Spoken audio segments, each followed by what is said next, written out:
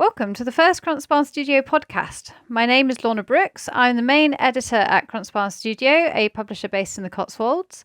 We publish a range of titles a year, from poetry, memoir, children's picture books, fiction, and all sorts of other exciting genres as well. And over the coming series, we're going to be getting together with some of our authors to have a little chat about their books and the stories behind how they wrote their books. Dinah Mason Eagers is a children's author. She's written an amazing children's picture book called At the Bottom of Dudley's Garden, which has an environmental message as well as being a really great read. It's also beautifully illustrated by Anna Platts, an illustrator based in the Southwest. So hello, Dinah. Thank you for joining me today. Do you feel like introducing yourself and telling us a little bit about your book, please? Hi, I'm Dinah. It's really nice to be here and to talk about my new book, which is At the Bottom of Dudley's Garden, which is basically a book about bees and wildflowers and their relationship to standard cultivated flowers that we have in our gardens. And it's just a quirky, charming little story, which hopefully gets over to small children and older children, actually, the importance of wildflowers in the garden and how important the bees are to us. And if the bees don't have enough to feed from, don't have enough flowers to pollinate from, then they are going to die out, and ultimately we would die out. So I'm just trying to really get across that important message, but in a friendly and beautiful way. I mean, my illustrator Anna Platts has just done such a beautiful job. It's a dream come true that she's done the illustrations. So yeah, I wrote it. I initially wrote the story many years ago because my father-in-law Dudley was a very talented man. He was an artist. He was an ornithologist. After he retired as a biology teacher, he went off traveling and he lectured about wildlife and the environment on cruise ships and in all sorts of far-flung places of the world. And he wrote books, and but when he was at home, he was just a lovely granddad to our children. And he at the end of his beautiful garden in Oxfordshire, stopped mowing the end of the garden. And you'll see where this is going when I read the book, because he was the inspiration. I'll just describe the book for those who've not yet got their hands on a copy. It's got a wonderful blue sky on the cover, and a very strong garden theme, as you might imagine. There's an apple tree in full fruit and a wonderful stone wall that's so Cotswolds, with Dudley himself standing there in a straw hat and his shirt and braces, gazing out over his little domain. And he's surrounded by flowers and pollen and trees in blossom, I mean. So there's a wonderful frieze of hawthorn around the edge. And the whole feel of the book is very beautiful, and the illustrations are very sensitively connected to the story itself. Lily Katinka thought she was the most beautiful and special flower in Dudley's garden. The other flowers admired her elegance very much. Dudley himself thought that all the flowers in his garden were very special, including those at the bottom of the garden. What was at the bottom of the garden? At the bottom of the garden was a wildflower meadow where the grass grew long and wildflowers spread freely. It was the favourite part of the garden for the bees and butterflies. They loved the meadow flowers and spent many hours each day among them. Now, Lily Katinka had pride of place in the flower bed next to the patio, where Dudley often sat out in the summer evenings with a slice of his favourite apple pie. From there, Lily Katinka could see everything in the garden. She could see Daffy Dahlia and Lulu Lupin smiling away in the sunshine. She could see sweet Penelope P climbing the willow canes, and Portia Peony looking fabulously flouncy in her special corner. It troubled Lily Katinka when Dudley stopped mowing the end of the lawn and started letting the grass and weeds grow there. She could not understand why part of the garden, which now looked so untidy, got so much attention from the bees, the butterflies, and even from Dudley himself. One day, Lily Katinka decided she had to say something. "They are just ugly weeds down there," she told the butterflies. "They are just scruffy grasses down there," she told the bees. "Oh no, Lily Katinka," they cried. "You are quite wrong. Those are the most important flowers in the garden. You should get to know them." This made Lily Katinka rather worried and just a little bit cross. She thought she was the most important flower in the garden. What was so special about those weeds? She had to find out. The next time a buzzing bee was feeding on her pollen, she asked the bee to tell her the names of the weeds. "Well," said the bee, "they are Humphrey Comfrey, Chloe Clover, Harebell Helene, and Pipper Poppy and Cornflower Blue. They are really nice, and they are helping to save the planet." With that, the bee buzzed away to the next flower, Daffodillia, but struggled to get to the pollen among Daffy's many overlapping petals. So the bee gave up and went back to the wildflowers, which were very easy to feed from. Soon, the bee was back with lots of bee friends. "We need to tell you something, Lily," they buzzed. "It's about the wildflowers. We need them. They are full of pollen, and without them, there just wouldn't be enough food for us to eat. It is our job to travel from flower to flower, spreading pollen as we go. This is called pollination, and it's what plants need to produce fruit and vegetables. But if there isn't enough pollen for us, we bees will die out. And poor Dudley wouldn't even be able to have apple pie anymore. The apples wouldn't grow." "I had no idea," said Lily Katinka. She was now very worried about Dudley. "I have certainly learned my lesson. Those wildflowers are very special, and I should never have said they were ugly. You bees need them very much, and so does Dudley and all the humans. I'm very glad such special flowers are in the same garden as me." Now, every time Dudley came and sat on the patio by her to eat his apple pie, Lily Katinka was very happy that he had let the wildflowers grow at the bottom of the garden, and so were the bees.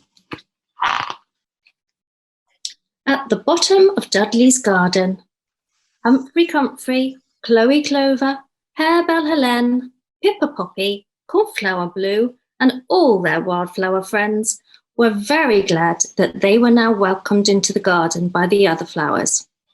They could see Lily Katinka smiling and waving in the wind at them from the patio, and they smiled and waved back. And Lily Katinka made a promise to herself that she would never again judge flowers by their petals.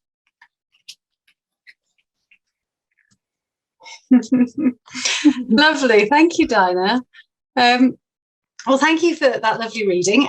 So this is the point where we're going to have a bit of a chat about the story behind the book. Could you tell us where the idea for the book came from? You already mentioned Dudley is a real person who was your starting point, but Lily Katinka's name is just fantastic.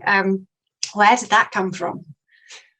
So one of my other lives, I was a boarding house mistress, and I used to put the teenage girls to bed at night, and we'd have various chats. And one night we had a chat about middle names, and there was a lovely girl called Lily, and she said, "Oh, my middle name's Katinka." And I said, Lily Katinka, wow, that's a fabulous name. And I just sort of clocked it up here because I thought one day I want to use that name in a book, because I just thought it's such a lovely name to say, Lily Katinka, for a child. Fab. Yes, lovely. It's a very memorable name as well, isn't it? I mean, I wonder where Katinka came from as her middle name. Perhaps the mother's maiden name, I suppose. But no, fabulous. And the wildflowers you mentioned are absolutely lovely. Poppies and cornflowers and white clover and things. Are they hard to grow, or could any of us have them in our gardens? I think they're pretty easy to grow. I mean, I basically would just chuck get a bag of wildflower seeds, and if you have an area or a bottom of your garden or any little area, I mean, my garden here it's tiny, look, just got a few raised flower beds, and I've put wildflower seeds in them.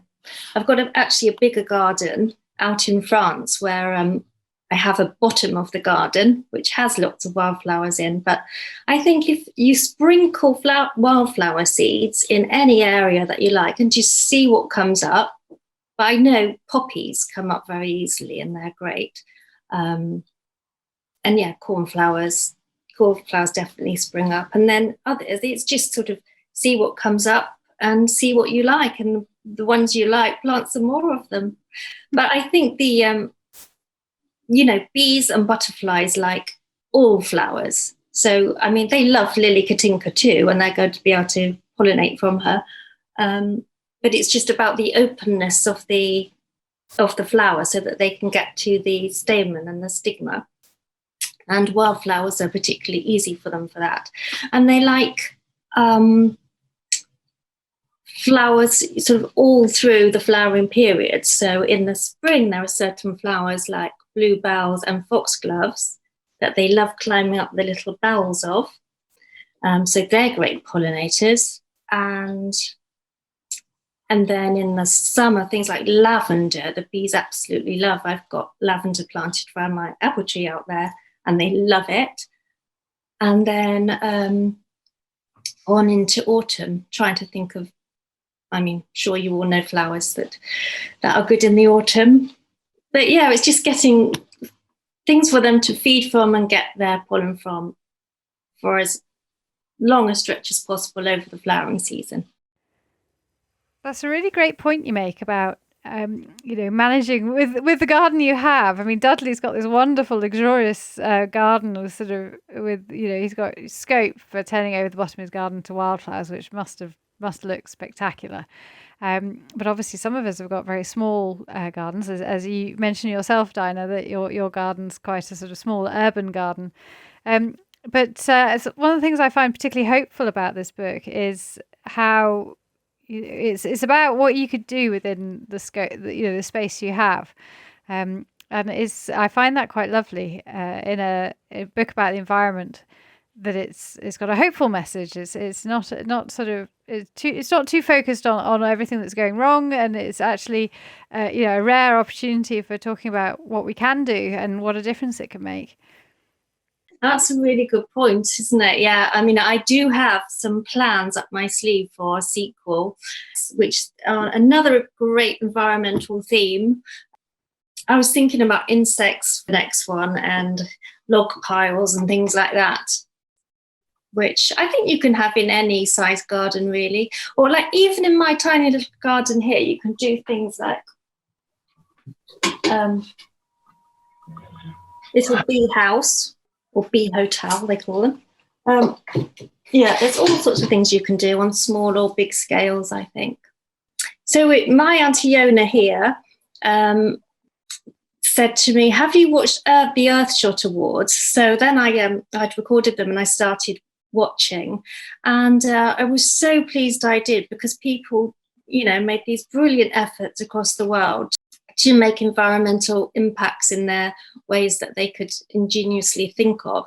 I was so impressed, but by the end I was thinking, well, my book is my Earthshot, and for anyone else who attempts to change their garden to attract more bees, that's their Earthshot too, one of their Earthshots. So all these things count, don't they? So another burning question is, does Lily Katinka know that you've used her name, and what does she think of it? She doesn't know. And actually, I think, because I've been thinking, how can I let her know? And I have got some sort of very complicated route to her that I could. So I think I mustn't I? And at the back of the book is a little extra section that's all about sort of little details about bees that we might not know. And I must say, as the publisher, it's been a real fascination, because before we started putting together the book, I didn't know nearly as much about bees as I do now. For example, I'd always thought that bees eat nectar, and then they spread pollen from plant to plant, because it gets on their hairy bodies, and that's what they do. But in the process of you putting together this book, I learned that bees actually eat pollen as well. So it's incredible, really. And for example, they make bee bread. What is that? And is there, are there any other surprising details you have in store? Yeah, they turn the nectar into bee bread, and they bees eat a little honey and bread through the summer, but they also store it for the winter so that they have plenty to eat in the cold winter months when there aren't the flowers about. So yeah, very clever. And then also bees have five eyes. Never knew that. And yeah, this was an issue. 1 in 3 mouthfuls of food we eat depends on a pollinator. And that's just, the bees are so important. Yeah. So hopefully those facts will stick with children too. Yeah, absolutely. Yeah. And the illustrations are gorgeous, obviously. I'm very envious of Anna's talent. Anna Platts, she also illustrates for the National Trust, as I understand it. But how did you meet her? I met her on Instagram, and she had posted something. And sometimes randomly on Instagram, if you share interests with people, they sometimes just start following you, or you can start following them just because you are flashed a post of theirs. So I was flashed a post of hers, which was about how excited she was about her homewares collection that she had designed for. Oh my gosh. Sorry, here's one of her insect mugs here, really beautiful. And she does sort of oven gloves and tea towels, all that sort of stuff, with all different designs. Some are much more colourful than this, and some are just really subtle. And she was excited because she had started selling them in another National Trust gift shop. And that really resonated with me, because ever since I wrote the book, I always imagined it in National Trust gift shops, in the book section. And I imagined sort of grandparents and parents picking it up and thinking, oh, that's beautiful, and I would love to read that to my children and get that message across. And so I just said to you, I commented on Anna and said how wonderful I've for your designs to be sold in the National Trust. And we got a conversation going, and I said, oh, years ago I wrote a children's book, and I'm trying to find that I've been trying to illustrate it myself, and then somebody else was trying to illustrate it.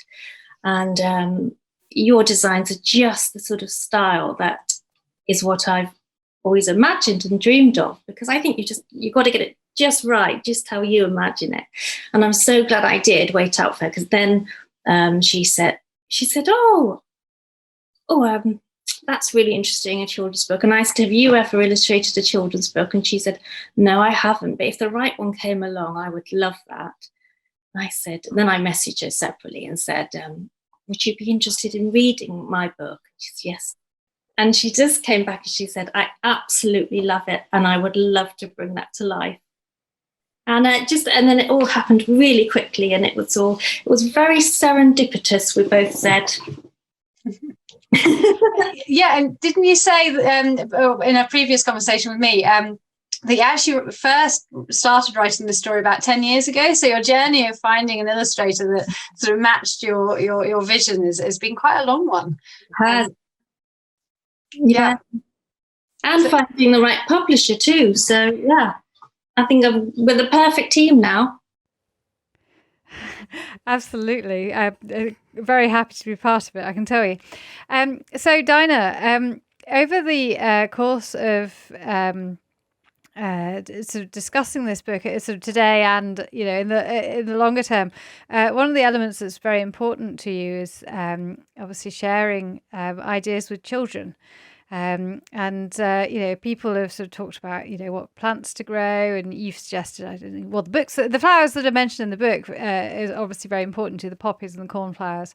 And I think the funny thing about all this talk about the sort of novelty of introducing wildflowers into the garden is as if you're turning over your garden to look horrific, and that's exactly not the case. I mean, if you start mixing any sort of wildflowers with your domesticated plants, to be quite frank, the results are going to be absolutely stunning.